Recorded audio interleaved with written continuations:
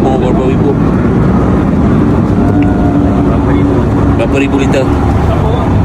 Kadang-kadang ada Bagi penuh ini 3 IBC tank kan? 1,5, 1,800 macam tu ada.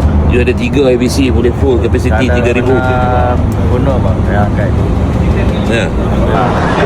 So dia bayar satu trip 200,500. Dia sudah kerja berapa lama? Baru sebulan macam tu. Ha? Baru sebulan lebih macam tu. Baru 1 bulan saja. Dia bayar gaji macam mana? Bayar gaji bagi cash. Setiap satu trip lepas tu selesai dia bagi cash.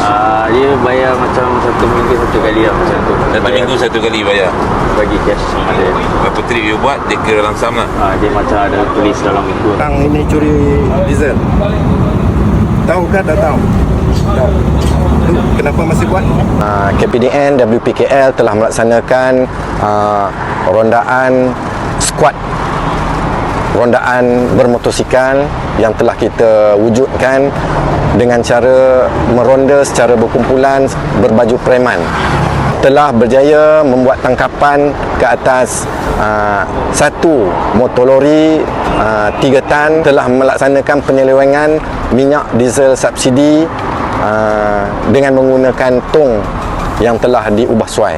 Dasarkan siasatan kita terhadap pesalah yang kita telah tangkap pada hari ini, pada malam ini adalah stesen yang ke-6 dia telah buat kutipan minyak ini, dan setakat ini sebanyak 1,500 liter minyak diesel telah berjaya beliau isi sebelum kita tangkap beliau.